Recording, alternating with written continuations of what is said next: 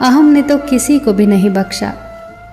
अयोध्या से वापस आने पर माँ कौशल्या ने श्री राम से पूछा, रावण को मार दिया?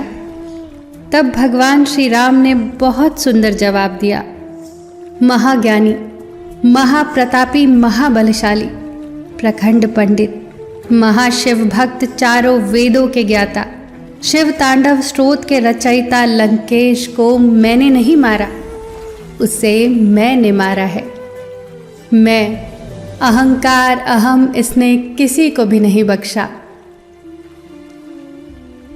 किन सांसों का मैं एतबार करूं जो अंत में मेरा साथ छोड़ देंगी? किस धन का मैं अहंकार करूं जो मेरे प्राणों को बचा नहीं पाएंगी? किस तन का मैं अहंकार करूं जो अंत में मेरी आत्मा के बोझ को उठा नहीं पाएगा?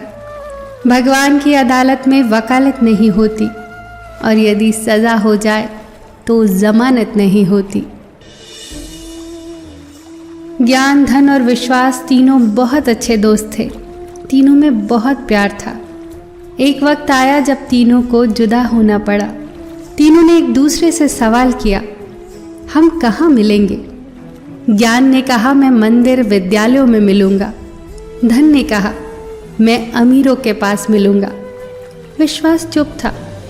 ज्ञान और धन ने विश्वास से पूछा, तुम चुप क्यों हो?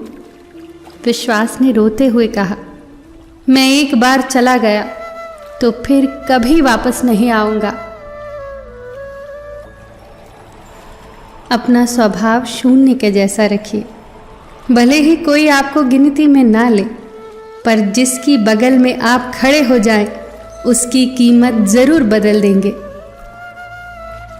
सुंदरता सस्ती है, चरित्र महंगा है।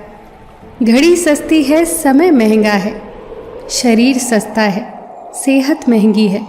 रिश्ता सस्ता है, निभाना महंगा है।